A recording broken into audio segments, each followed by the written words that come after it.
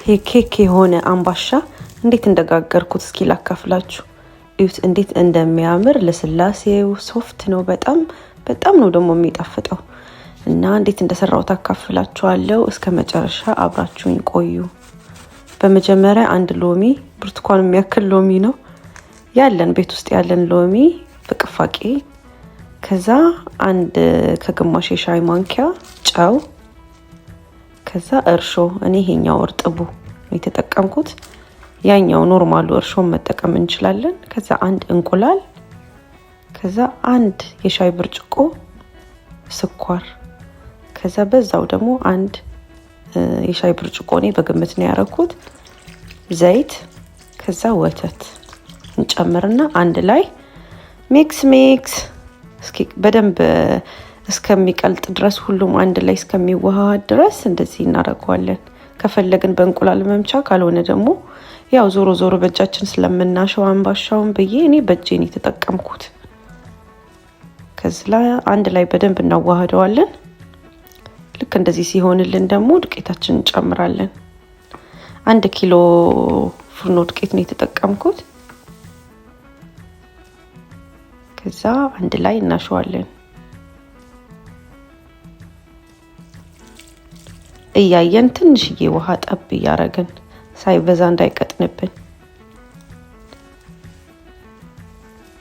ለቻናሌ አዲስ የሆናችሁ ሰብስክራይብ እያረጋችሁ ቤተሰብ እንድትሆኑ። ትንሽ ጠፍቼ ስለመጣው አልተስተካከለም ቻናሌ፣ ብዙ ቪው እያገኘ አይደለም እና ሼር ሰብስክራይብ እያረጋችሁ ላይክ እያረጋችሁ አስተያየት ካላችሁ ደግሞ ኮሜንት ላይ አስቀምጡልኝ። ከዛ እንደዚህ አይነት የፉድ ኮንቴንት አዲስ እኔ ቤቱ ሰርቼ የጠቀመኝን አይነት መንገድ አካፍላችኋለሁ እዚህ መጥቼ ማለት ነው። ከዛ እንደዚህ በደንብ ካሸነው በኋላ ዘይት ቀባሁኝና ከድኜ ለአንድ ሰዓት ከግማሽ ያው ኩፍ ሲል አይተን 1-2 ሰዓት ትቸዋለሁ። እኔ እንደዚህ ሆኗል። በደንብ ቆንጆ ሆኖ ኩፍ ብሎልኛል። ከዛ የኛው 2 አምባሻ እናደርገዋለን፣ አነስ ያለ ማለት ነው። ስለዚህ ለሁለት እንደዚህ አድርጌ ያካፍለዋለሁ።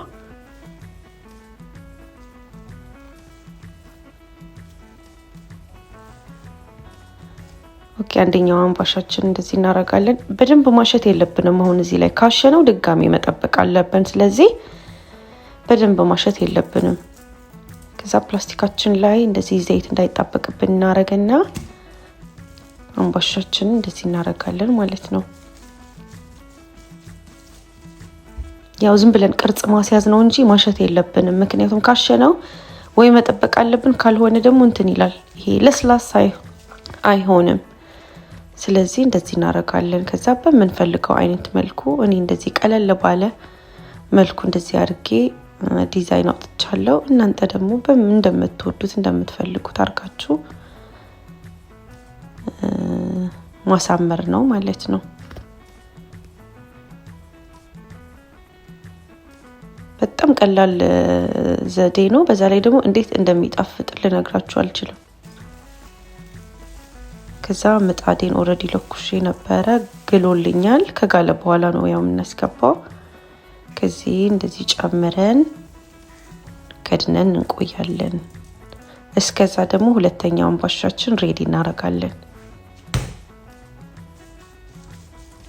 እሱንም በተመሳሳይ መልኩ የምንፈልገውን አይነት ዲዛይን አድርገን ሬዲ እናረጋለን ማለት ነው። ከዛኛው ደግሞ ትንሽ ለየት ያለ እንዲሆንልኝ ብዬ በሽኳ ነው እንደዚህ ያረኩት።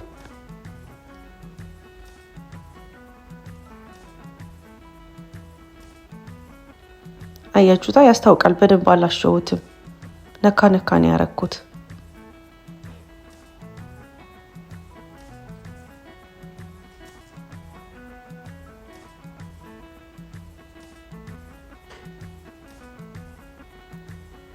ከዚህ እንደዚህ ካስተካከልኩ በኋላ ኦሬዲ ሬዲ አድርጌያለሁ። የኛው አምባሻችን ቼክ እናረጋለን ማለት ነው። ቆንጆ ሆኖልናል። እንገለብጣለን።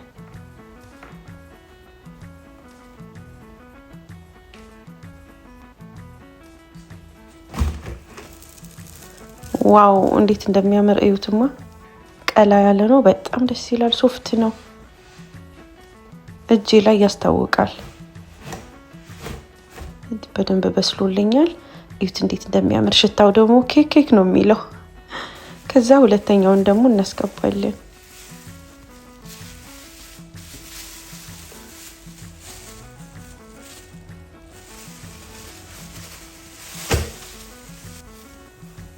እሱንም እንደዚህ ከድነን ከዛ 10-15 ደቂቃ 10 ደቂቃ በቂ ነው። እያየን እንዳያረብን እንደ እንትኑ እንደ እሳቱ ያረግንበት ቁጥር ላይ ወስነዋል። ከዛ ይሄኛውም እንደዛ እንገለብጣለን። ያቺኛዋ ቀላ ያለች፣ እቺ ደግሞ ነጣ ያለች አርገን እንደዚህ እንዴት እንደሚያምር እዩት። ሁለተኛ አምባሻችንም ደርሶልናል።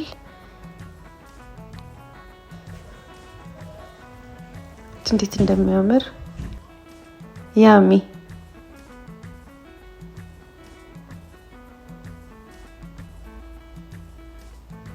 እስኪ ሞክረው ደግሞ ቆርሰን። እንግዲህ እኔ ቸኩዬ ትኩስ እያለ ነው እየቆረስኩ ያለሁትኝ።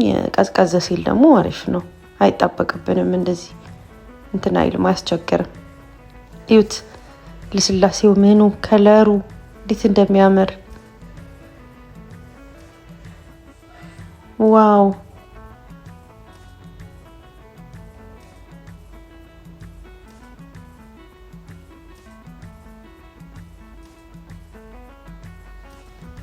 እንብላ ጋይስ፣ እስኪ እንቅመሰው። ይህንማ ሰርታችሁ ሞክራችሁ አስተያየታችሁን ከስር አስቀምጡልኝ። በጣም ነው የሚጣፍጠው። በጣም ቆንጆ አምባሻ ነው የሆነልን። ደግሞ በጣም በቀላል ዘዴ ነው እና ሰርታችሁ ሞክሩት። ለዛሬ የነበረን ፕሮግራም ይሄን ይመስል ነበረ። አብራችሁኝ ስለቆያችሁ አመሰግናለሁ። ሌላ ጊዜ በሌላ ፕሮግራም እስክንገናኝ ባይ።